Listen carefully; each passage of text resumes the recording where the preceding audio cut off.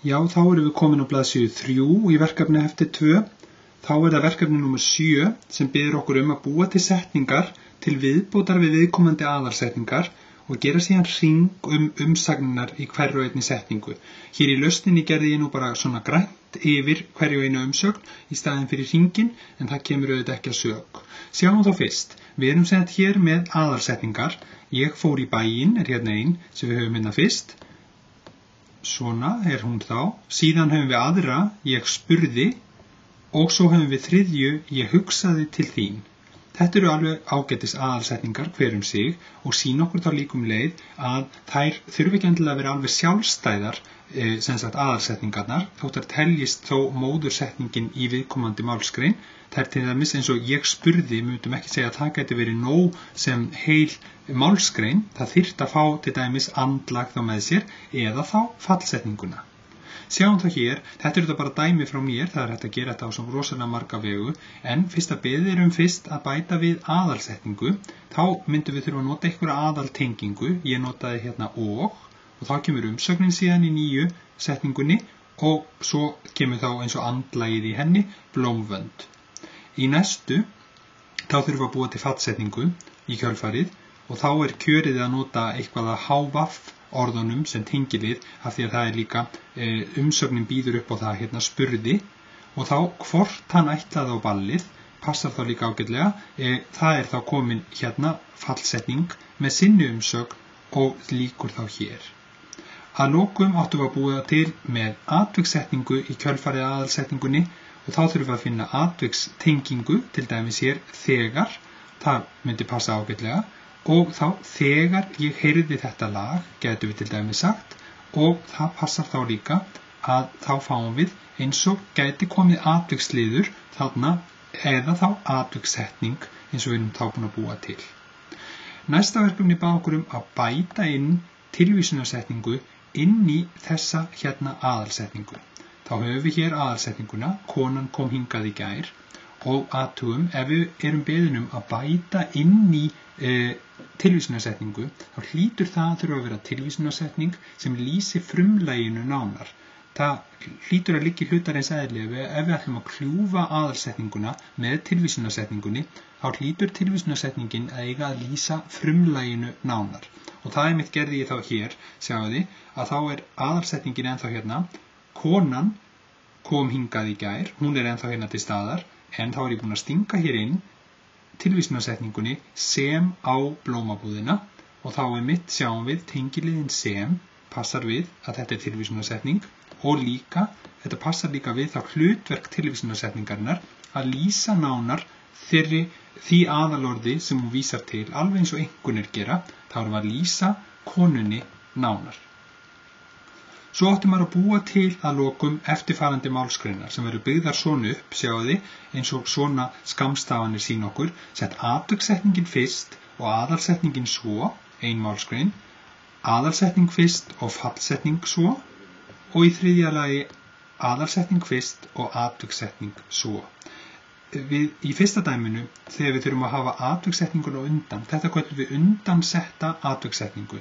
Þetta er mjög algengt að sjá, við getum auðveldlega sett málsgreininu upp svona að láti aðalsetninguna færast fyrir aftan. Þá kemur þetta til dæmi svona, þetta er bara eitt dæmi sem við getum samið, ef ég kemst, þá greinilega atvikssetning með við þennan tengilið, læt ég þig vita. Takið þá vel eftir hvað gerist hér fyrir aðalsetninguna. Að þarna víxlast sæti umsagnarinnar og frumlagsins. Við getum ekki aldrei sagt ef ég kemst, ég læt þig vita. Við verðum að láta umsögnina koma strax þarna og eftir atvikssetningunni og það er jú út af því þeirri grunnreglu í íslensku að umsögnin vill alltaf vera í öðru sæti í hverri setningu sem sagt. Og þá nefnilega sjáum við að þá verður atvikssetningin öll, þá er hún eins og í fyrsta sæti og þá fær umsögnin að vera í sínu öðru sæti. Þetta endurspeglar einmitt þessa grunnreglu að ein aukasetning, eins og þá þarna atvikssetning, jafngildir einum atvikslið þess vegna.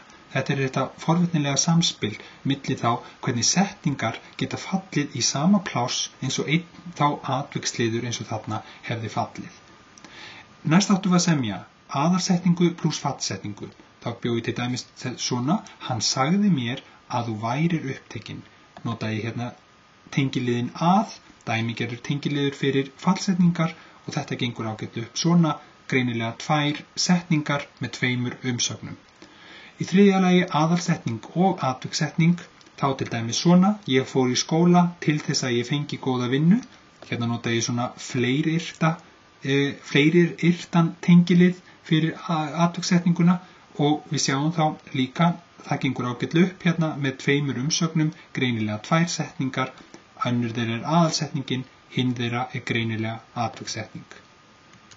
Í verkefni númer 8, þá eins og ég hef búin að tæpa á áður, þá eigum við að geta séð að aukasetningarnar taka sér stöðu ákveðinna liða í setningunni.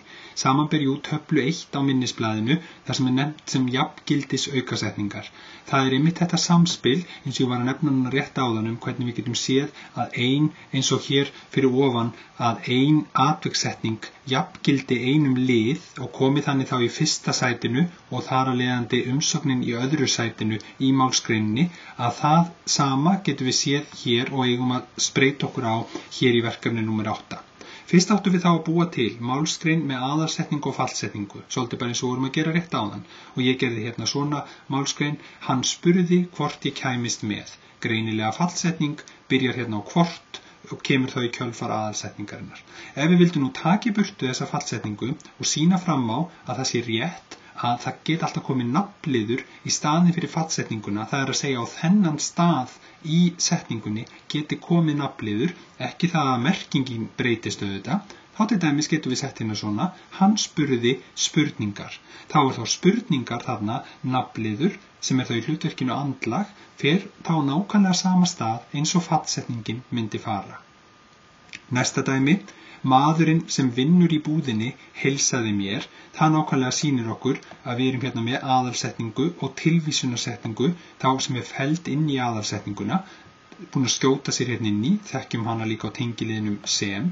Þá ef við viljum núna setja einkunn í staðinn fyrir tilvísunarsetninguna, sem þetta dæmigert hlutverk, eins og ég ræddi líka áðan, að tilvísunarsetningar lýsa nánar því sem þeir vísa til, alveg eins og einkunnir gera, þá getum við til dæmis sett hérna þessa svona eignarfornafns einkunn hér í staðinn, myndi fara nákvæmlega á sama stað: maðurinn þinn heilsaði mér.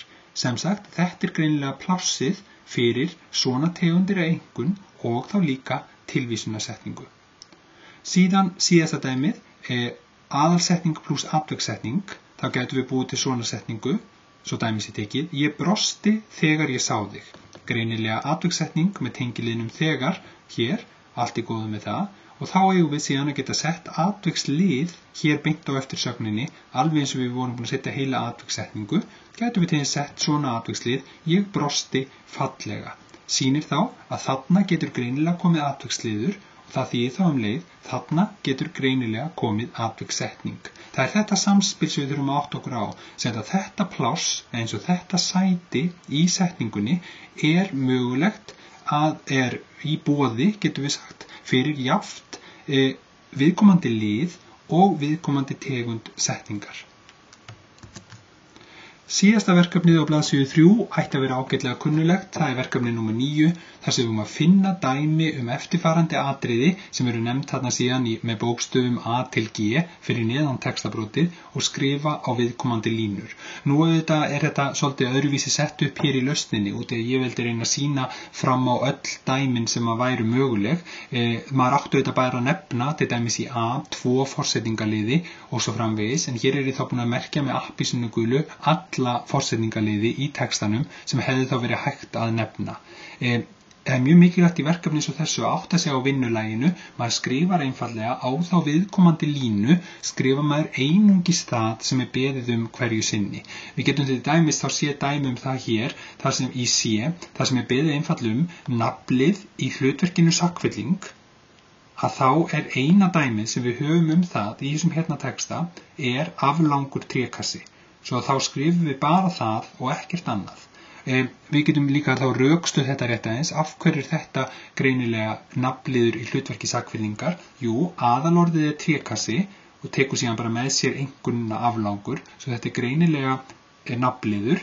Hvar stendur þetta síðan í textanum, það hérna sjáum við. Þetta aflangur trékassi, þá sjáum við, þetta kemur beint á eftir sögnina vera og nafnliður í nefnifalli, svo það þó augljóst að þetta greinilega sagnfitting. Þannig vinnum við okkur áfram í gegnum svona verkefni.